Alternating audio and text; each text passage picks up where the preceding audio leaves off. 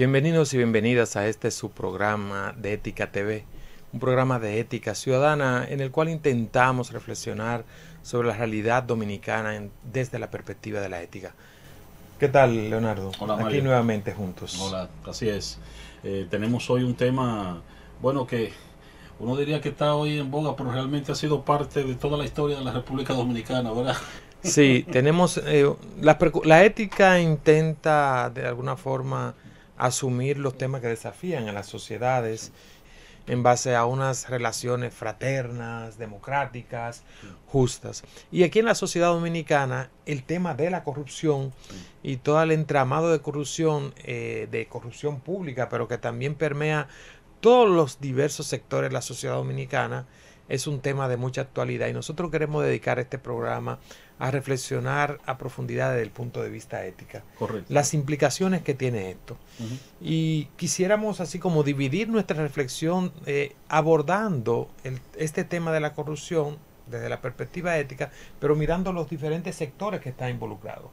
Porque todo este derrotero de corrupción va tocando a toda la sociedad, y cuando uno va a reflexionar sobre la ética y dar nuestros encuentros, reflexiones sobre sensibilización sobre la ética, la gente se encuentra muy preocupada en la situación en que nos quedamos. Sí, No solamente por los servidores públicos No. y desde el Estado, sino en todos los demás sectores. No, de hecho, precisamente cuando se convierte, digamos, un problema grave y de un interés fundamental desde el punto de vista ético, es cuando la corrupción se vuelve hipercorrupción, es decir, cuando se convierte en un problema ya estructural de la sociedad y forma parte de la cultura, ¿no? Y en ese sentido era que decíamos que, aunque parece que hay momentos en que fluye o se convierte como en el tema fundamental, lo cierto es que es un tema residente en la historia de la sociedad dominicana, ¿no? Y también en el que se han normalizado una serie de comportamientos que no son deseables, ni aspiramos, ni somos capaces de formularlo como aquello a lo cual nosotros vemos como el horizonte deseable como sociedad, y ni que tampoco quisiéramos legarle a las futuras generaciones. Y comencemos primero por quienes tienen la mayor responsabilidad dentro de este derrotero nefasto de la corrupción, en el que se involucran en la utilización para el enriquecimiento personal o de un colectivo de los fondos públicos. Cuando la ética reflexiona sobre una realidad como esta, nos recuerda el principio del bien común y del bienestar colectivo. Entonces, los principales responsables, los primeros responsables de gerenciar los fondos públicos son los servidores públicos, precisamente. Sí. Entonces, aquí hay una situación en la que llama la atención sobre el servicio público y los principios y valores que deben guiarlo. ¿Y para qué es el servidor público? Que está para gerenciar de manera eficiente, honesta, adecuada y para el bien común los recursos públicos. Para esto, volver a retomar la esencia misma de lo que es el servidor público y las instituciones públicas es fundamental. Así es. Y cuando eso no se hace, es decir, cuando esos fondos que tienen que ser administrados en beneficio de la ciudadanía, pues no se administran de esa manera, sino que se expropian, eso genera un daño para las políticas sociales de esa sociedad, ¿no? Entonces, no es casualidad que aquellas sociedades que tienen un alto nivel de corrupción, pues también tienen problemas de bajos niveles educativos, problemas de salubridad, porque usualmente cuando se expropian los fondos públicos, lo que se hace es que se les roba el dinero a la salud, se les roba el dinero a la educación, se les roba el futuro a esa sociedad, y ese es el gran crimen de la corrupción administrativa, ¿no? Las consecuencias son tremendas, y por eso nosotros comenzamos por ese sector, ¿no? Porque tienen la mayor responsabilidad. A ellos le hemos delegado el que los recursos sean utilizados de forma honesta y eficiente. Entonces, retomar el horizonte, digamos, la deontología propia del servidor público, la ética del servicio público es fundamental. El otro sector, y muy importante, ligado a esto, el sector privado. O sea, hemos visto que en el entramado de los hechos de corrupción que estamos contemplando y que se han puesto el Ministerio Público en la palestra pública, hay sectores del empresariado, del sector privado, que se involucran. Y nosotros tenemos conocimiento también que dentro del mismo entramado en la sociedad dominicana, en el sector privado, se dan unas dinámicas de corrupción terribles dentro de la empresa privada. Entonces, ahí hay algo que cambiar. Y esto tendríamos que retomarlo. ¿Para qué es la empresa privada?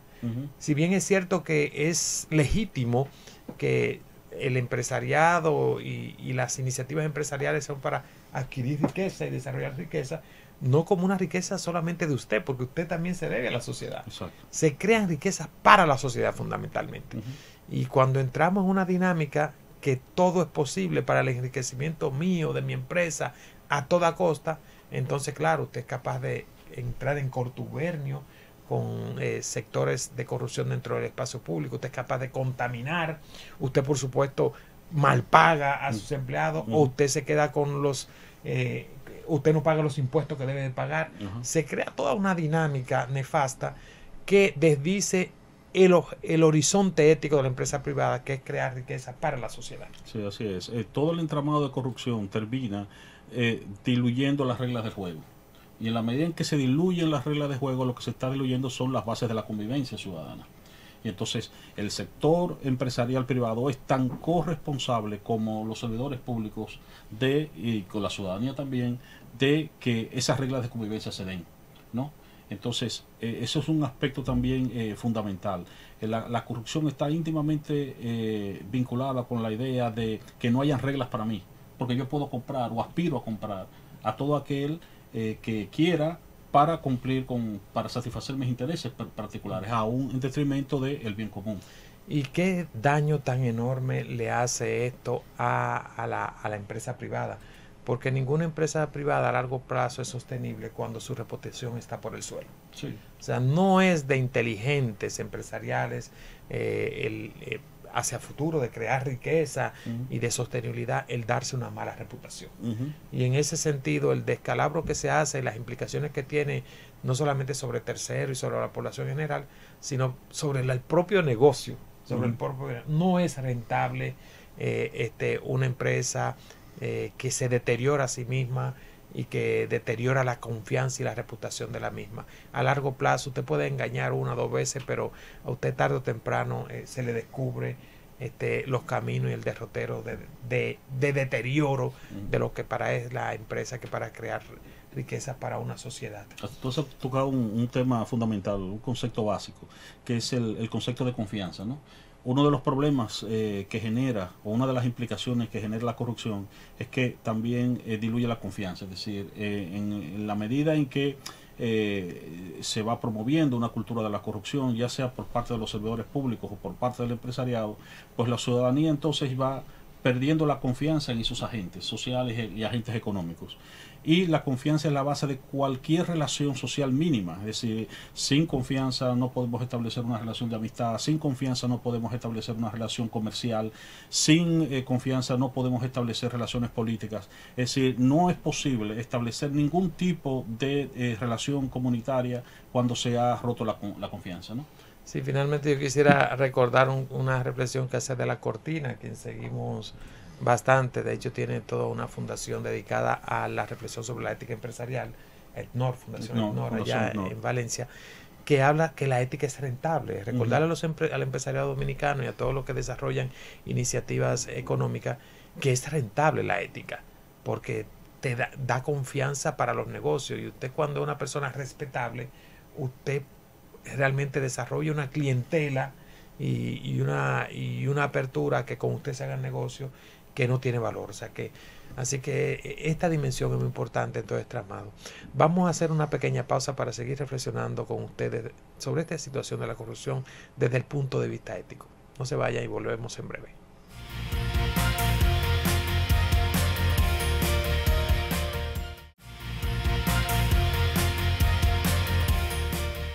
Gracias por continuar con nosotros en esta reflexión sobre la corrupción analizada desde el punto de vista ético. En el segmento anterior estuvimos viendo dos sectores clave de nuestra sociedad y los retos éticos que esto implica para ellos, del sector público y los servidores públicos y del sector privado, los empresarios, la empresa privada, los desafíos éticos que tienen de transformación necesaria para que nos encaminemos por otros horizontes realmente y enfrentar este flagelo de la corrupción que tanto daño le hace a la sociedad dominicana, y se hacen también los mismos sectores en sí mismos, porque al entrar en este entramado se corrompen a sí mismos, se corrompe el sentido de lo que es el servidor público, se corrompe el sentido de para qué es la empresa privada. Otro de los sectores clave que tiene un llamado de atención muy importante es el sector profesional. Lo que todos los gremios profesionales en el país también deben de plantearse en cuál es su responsabilidad en esta situación de deterioro que sufre la sociedad dominicana y la connivencia que también es en el cual están. ¿Para qué es la profesión a la cual estoy dedicada? Y uno lo ve en los diferentes gremios, donde se dan unas dinámicas de deterioro que es impresionante. Sí. Ahí yo creo que toda la reflexión de la ética de cada una de las profesiones, para qué somos, cuál es la misión, cuál es el horizonte, el legado que tenemos que dar y el servicio para la sociedad es fundamental. Sí, así es. De hecho, todos los que, digamos, en nuestro país, pues, cursan una carrera universitaria, es común que se encuentren con una asignatura que tiene que ver con la ética de esa profesión que estudian, ¿no? Por ejemplo, los que estudian comunicación reciben una ética de la comunicación, o los que estudian derecho, una ética del derecho, y así sucesivamente. Y es precisamente porque todas las profesiones tienen, digamos, un ethos, un fin, digamos, hacia donde debe ir dirigida esa bien profesión. Un bien, exactamente. Y que implica que esa habilidad que se ha adquirido en esa profesión, que esa licencia, de donde viene licenciatura, ¿no? Que esa licencia que se ha adquirido es para practicar, digamos, ¿no? Un determinado tipo de hábitos que se deben adquirir para poner esa profesión al servicio del bien común. Y entonces eso es lo que con mucha frecuencia se traiciona en nuestras comunidades, porque llega un momento en que se olvida esa finalidad y se piensa que simplemente ejercer una profesión significa aplicar una destreza simplemente para mi interés común. No significa que evidentemente cuando uno va a ejercer una profesión no haya la búsqueda de un interés particular, eso es evidente. Lo que uno no debe perder es la perspectiva de que tiene que tratar de lograr una conciliación entre eso que es la búsqueda del bienestar personal con el bienestar colectivo. Sí, y todas las profesiones buscan de alguna forma, de alguna manera, un horizonte de servicio a la sociedad.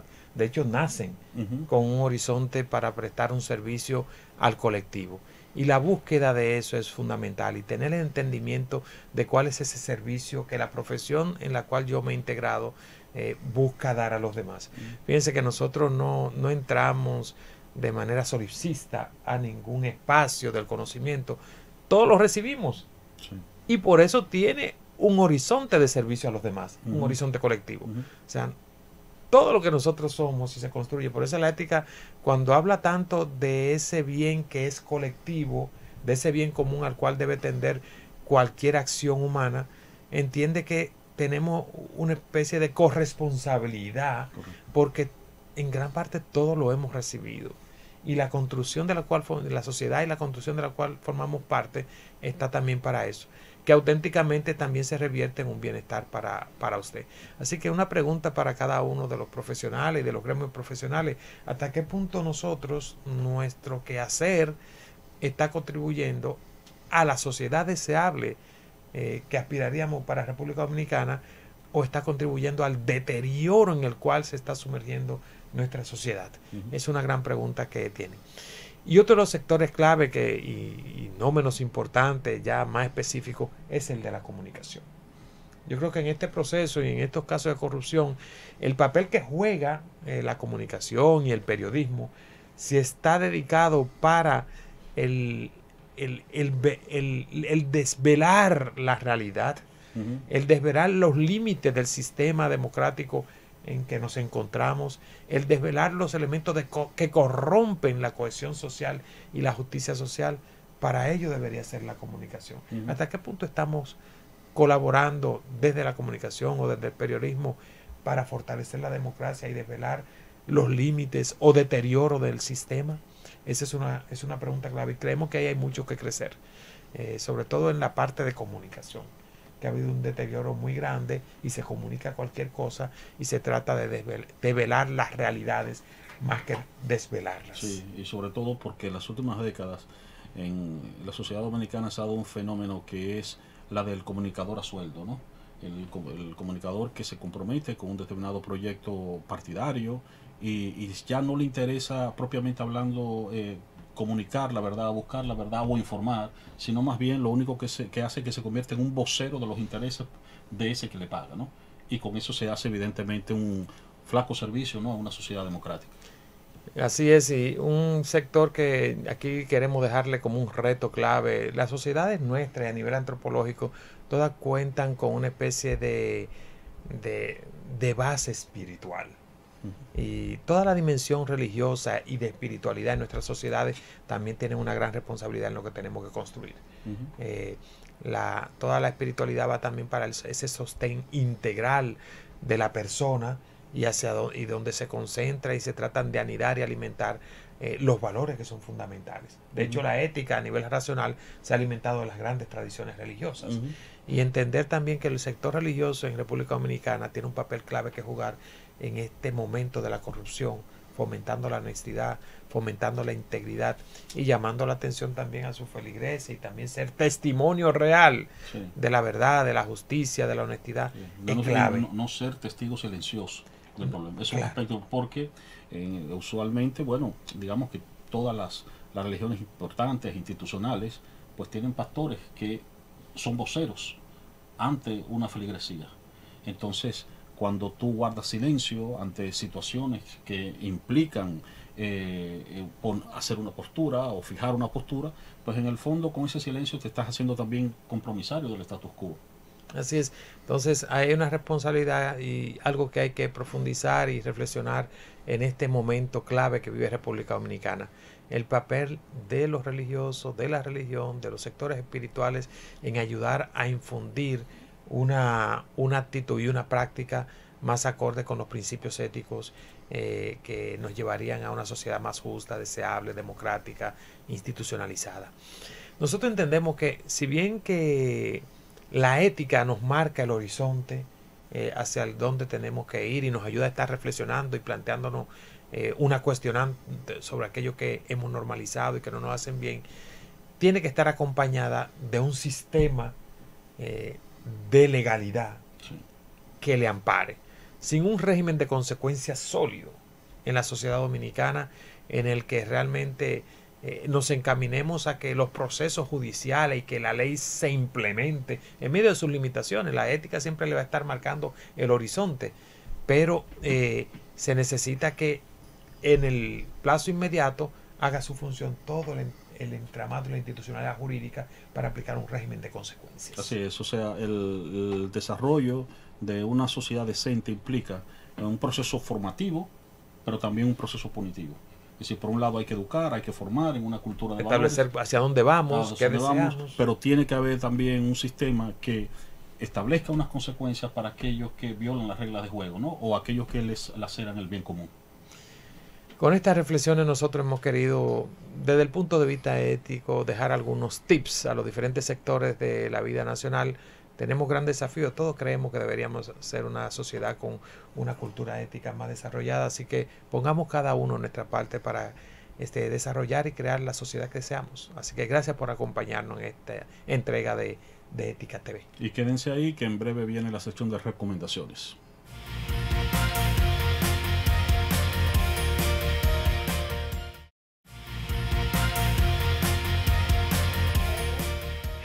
Hemos llegado a su espacio favorito, la recomendación ética de la semana. Hoy le tenemos un corto para que ustedes se detengan a reflexionar sobre cómo se transfiere la cadena de corrupción de persona a persona. Muchas veces en las sociedades uno se pregunta dónde empieza y dónde terminan los procesos corruptos. Bueno, pues en este corto metraje, que ustedes lo pueden googlear a sí mismo, el corto Las Máscaras de la Corrupción, pues un corto en caricatura, blanco y negro, que juega con una red simbólica de la corrupción, pero que es una red que aunque se la represente simbólicamente el corto, se transmite de alguna manera inmaterialmente de persona a persona. ¿Cómo empieza un proceso de corrupción? Bueno, a veces empieza en la casa. A veces empieza cuando le decimos a nuestros hijos que mientan por nosotros, que le decimos, dile que yo no estoy aquí, o no, no es cierto que yo dije eso. Bueno, cuando empiezan esos procesos de mentira y donde la mentira se valida para conseguir un beneficio a corto, a mediano o a largo plazo, bueno, pues ahí mismo estamos empezando una cadena de corrupción que uno no sabe dónde termina. En la calle, el AMET, el tránsito, muchas veces procuramos que ese agente o esa agente del tránsito no cumpla con su deber, pues poniendo la multa o poniendo la contravención que necesita, no, que bueno, que nosotros no ganamos. A veces tratando de corromper ese pequeño sistema, ese minúsculo sistema de cumplimiento de la ley, bueno, pues ahí estamos infringiendo en colaborar, ¿no? Estamos colaborando con las grandes redes de corrupción que empezaron como algo pequeño, pero luego se van acrecentando y nosotros mismos no tenemos luego a quién reclamarle. A veces nosotros pensamos que la red de la corrupción es una red sumamente poderosa que está orquestada sobre grandes estamentos económicos y sociales, pero también la corrupción puede estar enmascarada y estar sucediendo ante nuestros ojos sin que nosotros nos percatemos. Y nosotros mismos somos a veces sujetos de corrupción y agentes de corrupción, y minimizamos esos actos porque como son pequeños creemos que entonces eso nos deja a salvo, y al contrario, ¿no? Estamos haciendo lo mismo que harían grandes corporaciones o grandes políticos al manejar grandes presupuestos, pero si nosotros desde lo minúsculo, desde lo pequeño, no incentivamos los comportamientos éticos que vayan en favor del bienestar común, pues también nosotros de alguna manera colaboramos a justificar esos sistemas de corrupción. Ese es un cortito que pone a uno a reflexionar sobre qué pongo yo, qué pone usted desde su casa, desde sus espacios, desde lo que le toca administrar, cómo usted colabora a estas grandes cadenas de corrupción. ¿He sido yo? ¿Ha sido usted corrupto alguna vez? No sabemos o sí sabemos. Entonces, esta pregunta simplemente nos las deja en el tintero este corto, y me recordó mucho esta cadena, cómo va pasando tras mano la corrupción, al cuento de Juan Bosch, La mancha indeleble, cómo nosotros vamos siendo también conquistando personas y de alguna manera manchándola para insertarla dentro de una red, dentro de un circuito de control que nosotros mismos contribuimos con él, pero luego nos sorprendemos de lo poderoso que es. Y dice, ¿pero quién le dio tanto poder? Bueno, ese poder se lo hemos dado a nosotros. Se lo hemos dado a nosotros con la complicidad, se lo hemos dado a nosotros con el silencio, y se lo hemos dado a nosotros también con nuestras pequeñas colaboraciones y con nuestras pequeñas, deslealtades a la ética. Así que este cortito que nos invite a preguntarnos, que nos invite a reflexionar las máscaras de la corrupción, y de paso, leámonos La mancha indeleble del profesor Juan Bosch. Hasta una próxima recomendación ética de la semana.